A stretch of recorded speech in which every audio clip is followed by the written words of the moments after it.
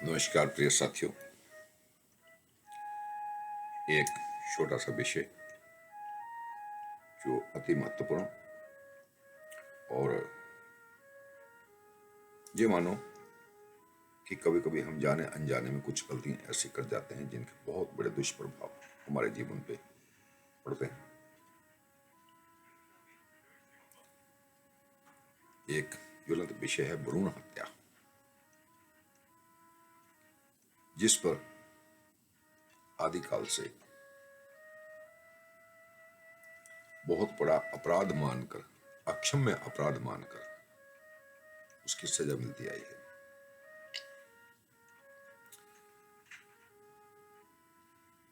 जहां तक बेटियों को सुरक्षा देने का, संरक्षित करने का जो प्रावधान था, ये आदिकाल से चलता चला रहा।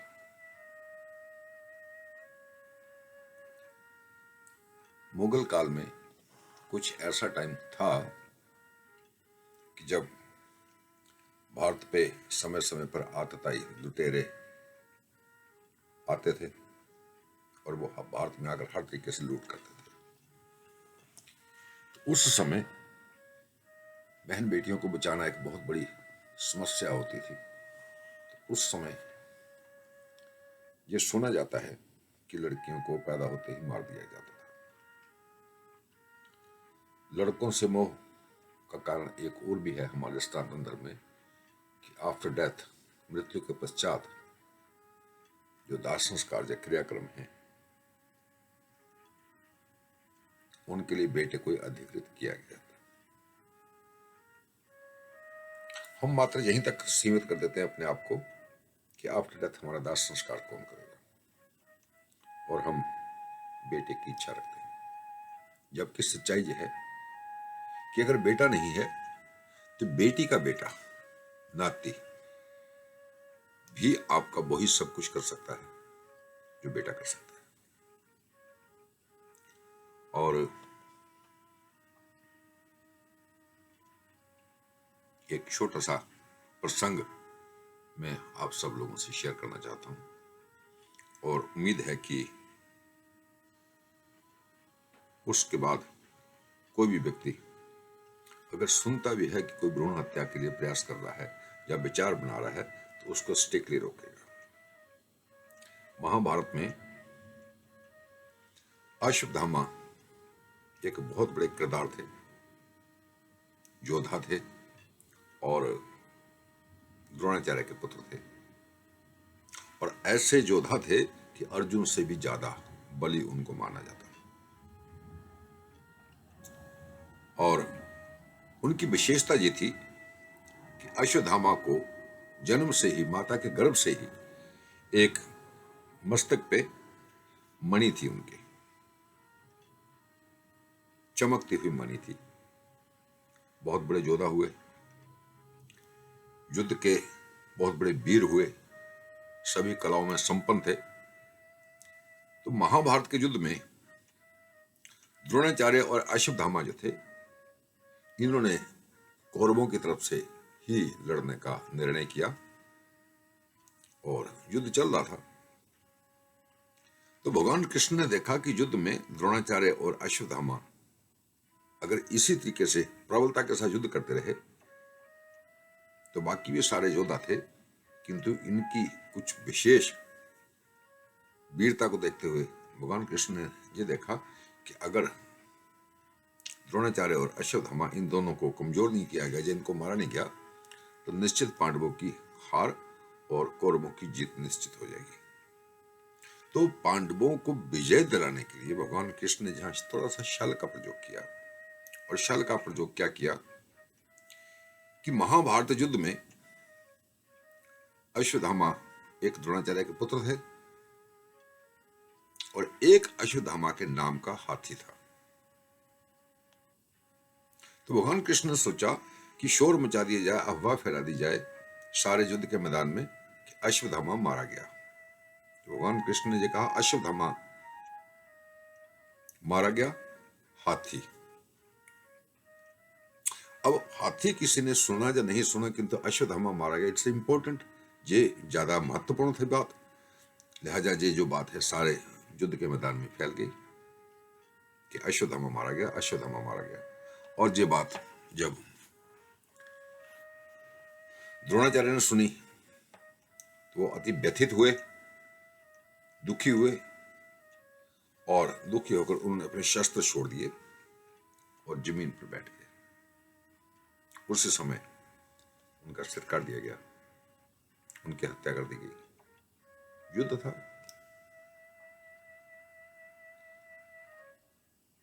अश्वत्थामा को जब पता चला कि आपके पिता का वध कर दिया गया है, उसने अति क्रोधित हुए और अर्जुन के पुत्रों का वध कर दिया।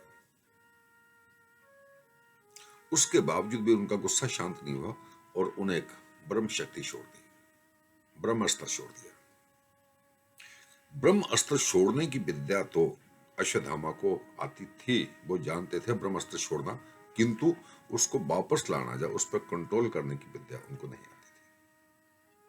लिहाजा जब ब्रह्मास्त्र छोड़ दिया गया, उस ब्रह्मास्त्र ने अभिमन्यु की पत्नी के गर्भ में बच्चा था, उस पर जाकर अटैक किया और उस ब्रह्मास्त्र से अभिमन्यु की पत्नी के गर्भ में जो बच्चा था उसकी मृत्यु हो गई, जिसे देखकर भगवान कृष्ण अति क्रोधित हुए। उन्होंने कहा कि हे अश्वत्थामा, ये आपने एक ऐसा अपराध किया है जो अक्षम्य है, जिनका किसी भी तरीके से कोई आपको क्षमा करने लायक अपराध नहीं है। आपको इसका दंड मिलेगा। और दंड रूप में भगवान कृष्ण ने अश्वत्थामा के माथे से जो मणि थी वो उखेड़ दी, उससे खून निकलने लगा। तो उसको अभिशाप दे दिया अश्वत्थामा को कि पूरे कलयुग में तुम शरीर ना त्याग कर, तुम शरीर नहीं त्यागोगे, तुम्हारी मृत्यु नहीं होगी और जो तुम्हारा जख्म भी नहीं भरेगा, और पूरे कलयुग में तुम इस जख्म को लेकर दुनिया में घूमोगे। एक बहुत बड़ा एक शिक्षा प्रद ये विषय है,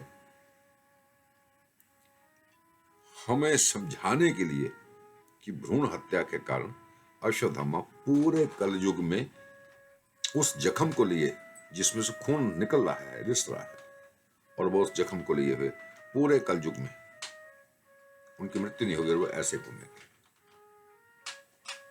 तो इस प्रसंग से कम ये बात साबित हो जाती है कि भ्रूण हत्या कितना बड़ा पाप है, और जो भी लोग